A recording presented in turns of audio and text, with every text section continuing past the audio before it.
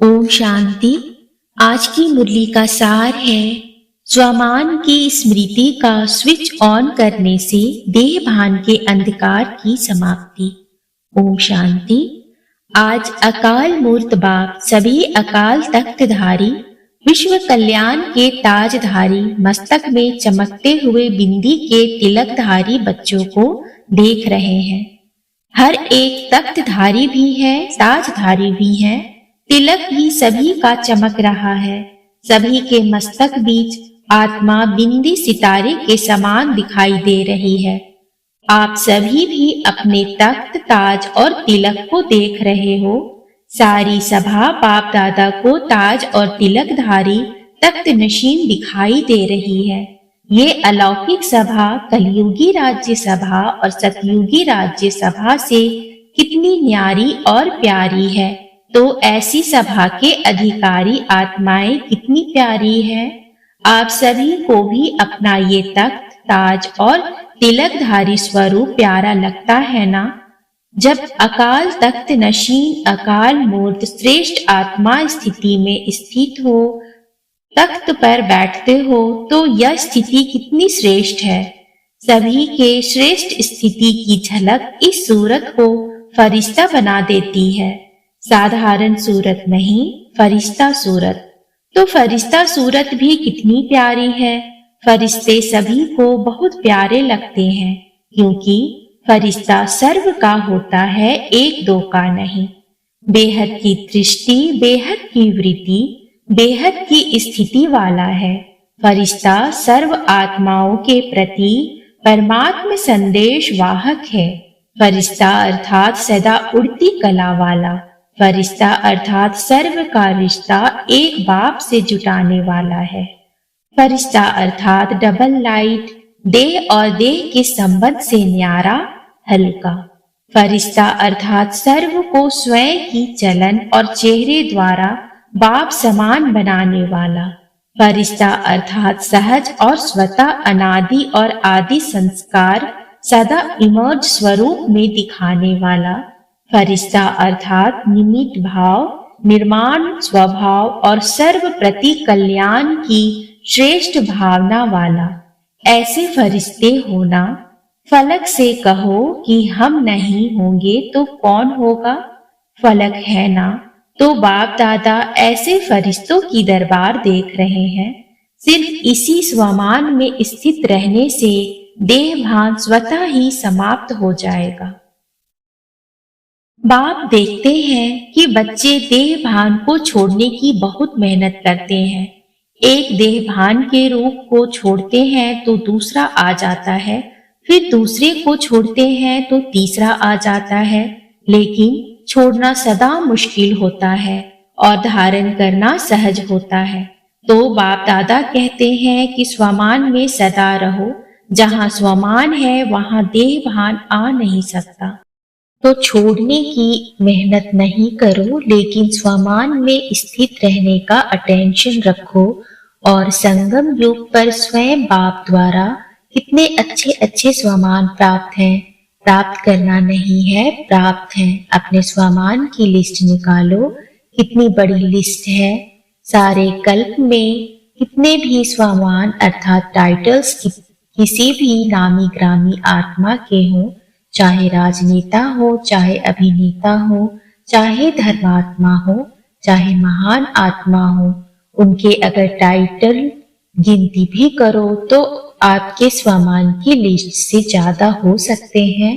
और रोज सवेरे सवेरे बाप दादा स्वमान की स्मृति दिलाते हैं, स्वमान में स्थित कराते हैं। रोज भी एक नए ते नया स्वमान स्मृति में रखो तो स्वमान के आगे देह भान ऐसे भाग जाता जैसे रोशनी के आगे अंधकार भाग जाता। ना समय लगता, ना मेहनत लगती। तो बार बार भिन्न भिन्न देह भान को मिटाने की मेहनत क्यों करते हो। स्वमान की स्मृति का स्विच ऑन करना नहीं आता है क्या। कितना भी गहरा काला बादल सूर्य की रोशनी को छिपाने वाला हो, लेकिन आपके पास ऑटोमेटिक डायरेक्ट परमात्मा लाइट का कनेक्शन है। डायरेक्ट लाइन है ना। लाइन क्लियर है या लीकेज है, किसका लीक होता है लेकिन लीकेज हो जाती है, तो डायरेक्ट लाइन कितनी पावरफुल होती है। डायरेक्ट कनेक्शन है या इनडायरेक्ट है, सभी की डायरेक्ट लाइन है ना, सभी को डायरेक्ट लाइन मिल गई है। फिर तो एक बादल क्या सारे बादल आ जाए अंधकार कर सकते हैं क्या। स्मृति का स्विच डायरेक्ट लाइन से ऑन किया और इतनी लाइट आ जाएगी तो स्वयं तो लाइट में होंगे ही, लेकिन औरों के लिए भी लाइट हाउस हो जाएंगे। ऐसे होता है ना, अनुभवी हो ना, लेकिन कभी कभी अनुभव को किनारे रख देते हैं। सहारा मिला है लेकिन कभी कभी सहारे के बजाय किनारे हो जाते हैं। मेहनत लगती है क्या, सदा नहीं लगती, कभी कभी लगती है। स्विच ऑन करना भूल जाते हो क्या। वास्तव में अगर एक मास्टर सर्वशक्तिमान का स्वमान भी याद हो तो मेहनत की कोई बात ही नहीं है। मार्ग मेहनत का नहीं है, लेकिन हाईवे के बजाय गलियों में चले जाते हो व मंजिल के निशाने से और आगे बढ़ जाते हो तो लौटने की मेहनत करनी पड़ती है। बाप दादा सदा अपने स्नेह और सहयोग की गोदी में बिठाकर मंजिल पर ले जा रहे हैं। गोदी में बैठकर मंजिल पर पहुंचने में मुश्किल क्यों होता है। स्नेह और सहयोग की गोदी से निकल कभी और आकर्षण खींचती है तो चक्कर लगाने निकल जाते हो, थक भी जाते हो, फिर मेहनत भी महसूस करते हो। तो इस वर्ष क्या करेंगे, मेहनत समाप्त, मोहब्बत में लव में लीन हो जाओ। लवलीन हो हर कार्य करो। जो लीन होता है उसको कोई और कुछ दिखाई नहीं देता, आकर्षित नहीं करता। तो लव में रहते हो, ऐसा कोई होगा जो कहे मुझे बाप से प्यार नहीं है, लव नहीं है। सभी का लव है ना, लेकिन कभी लव में रहते हो, कभी लव में लीन रहते हो। नहीं तो देखो, मन बुद्धि द्वारा स्थिति में बाप का सर्व संबंधों से साथ है, साथ भी है, और सेवा में बाप हर समय साथी है। तो स्थिति में साथ है और सेवा में साथी है। जहाँ सदा साथ भी है और साथी भी है तो वहाँ क्या मुश्किल है।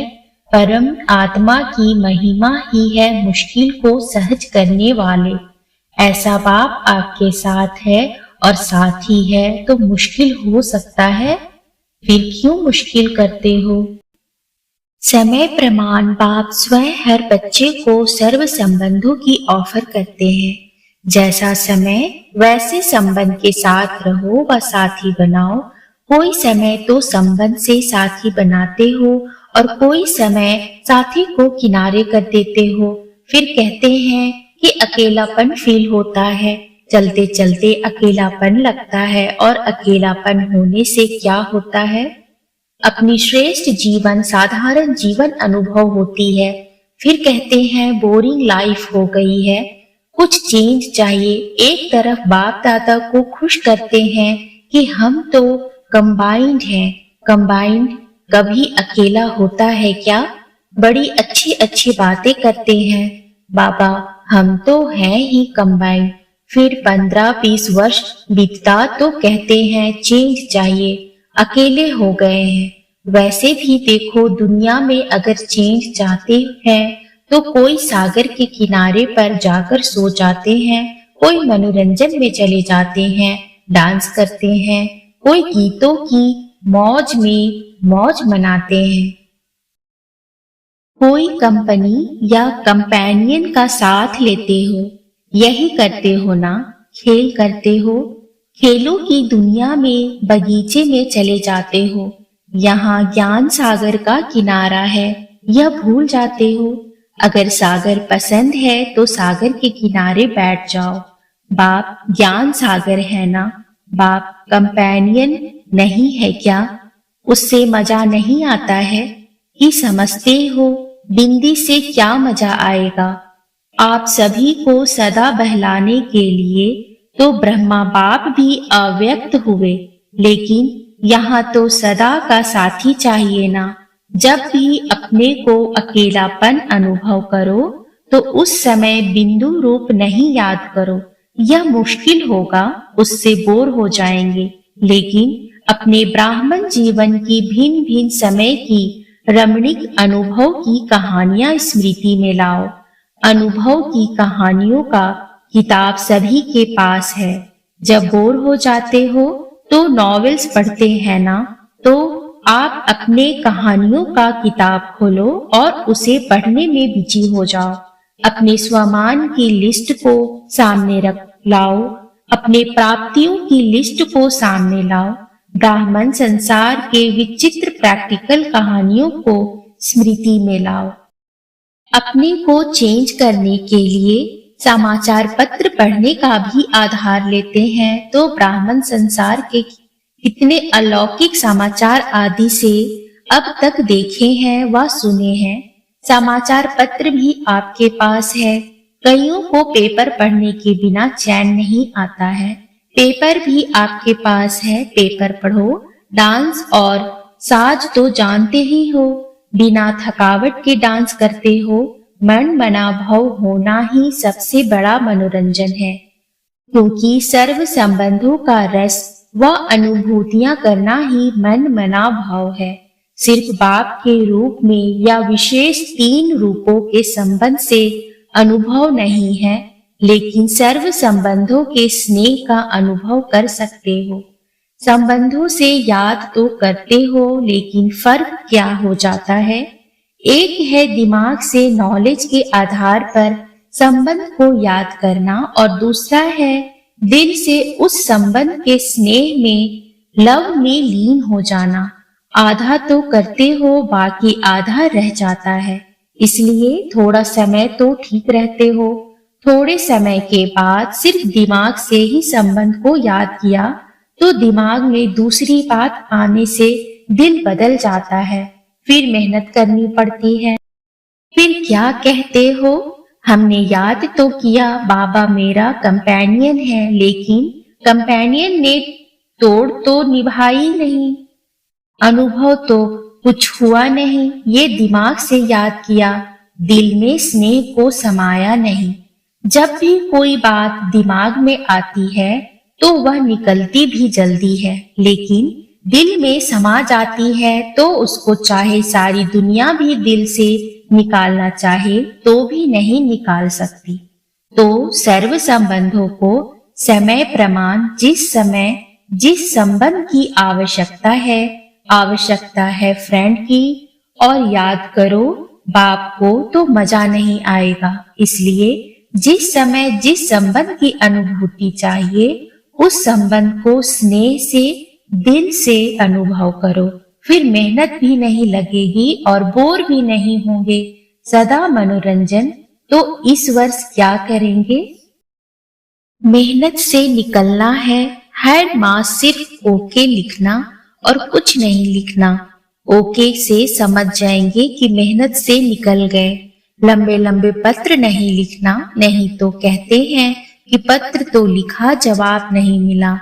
ऐसे नहीं है कि आपके पत्र पहुंचते नहीं हैं। पत्र लिखना शुरू करते हो और वहां कंप्यूटर में पहले आ जाता है, पोस्ट में पीछे पहुंचता है। वैसे बाप दादा इतने लंबे पत्रों का रोज की मुरली में सबको जवाब देता है। रोज पत्र लिखते हैं। इतना लंबा पत्र कोई लिखता है तो इतने अपने स्वमान को देखो। परमात्मा का कितना प्यार है, आप सबसे परमात्मा का प्यार है, तब पत्र लिखते हैं, अर्थात मुरली में उत्तर भी देते हैं और याद प्यार भी देते हैं। अगर कोई भी क्वेश्चन उठता है या कोई भी समस्या सामने आती है तो मुरली से रिस्पॉन्स मिलता है। तो फिर कभी शिकायत नहीं करना कि उत्तर नहीं आया।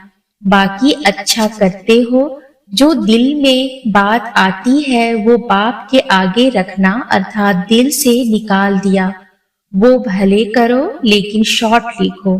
पत्र जब लिखते हो तो उसी समय दिल तो हल्की हो जाती है ना, क्योंकि दे दिया ना। फिर दूसरे दिन की मुरली उस विधि से देखो कि जो मैंने पत्र लिखा उसका उत्तर क्या है, रिस्पॉन्स मिलता तो है ना।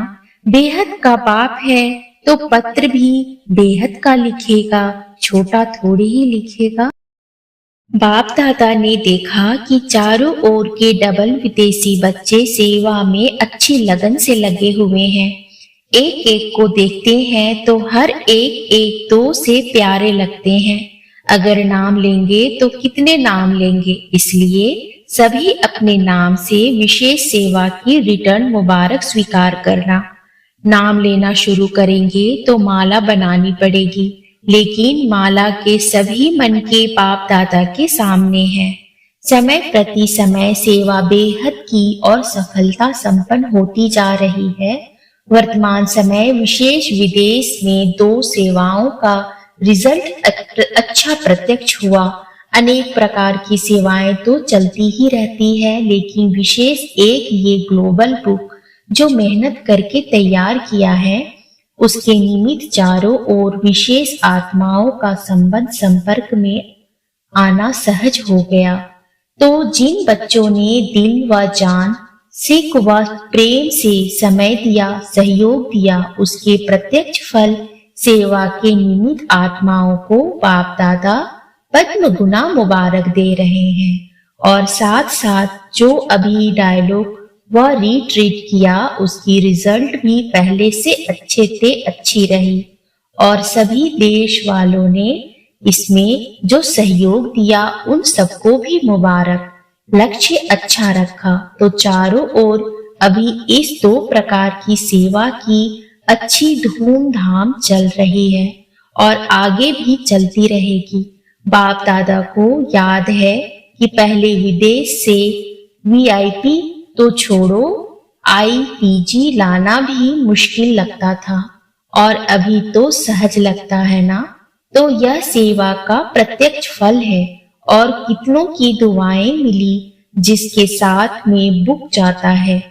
उन सबकी दुआएं किसके खाते में जमा होती है, जो निमित्त बनते हैं, चाहे दोनों की सेवा, चाहे बनाने की सेवा, चाहे आइडिया निकालने की, चाहे लिखने की, सबको दुआएं मिलती हैं। तो कितनी दुआएं मिल रही हैं? बहुत दुआएं मिलती हैं। आप सिर्फ रिसीव करो। अपने में ही बिजी रहते हो तो दुआएं रिसीव नहीं करते हो।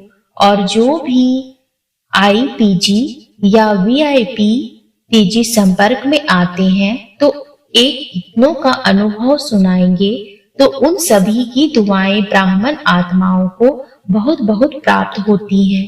अगर दुआएं रिसीव करो तो भी संपन्न तो हो ही जाएंगे। बुक भी अच्छा निकाला और ये प्रोग्राम भी बहुत अच्छा है। और भारत वालों की विशेष सेवा अभी कार यात्रा की चल रही है, अर्थात बिजनेस विंग के भाई बहनों ने 11 कार की एक रैली राजकोट से बॉम्बे तक निकाली है, जिसमें अनेक प्रकार की सेवाएं हो रही है।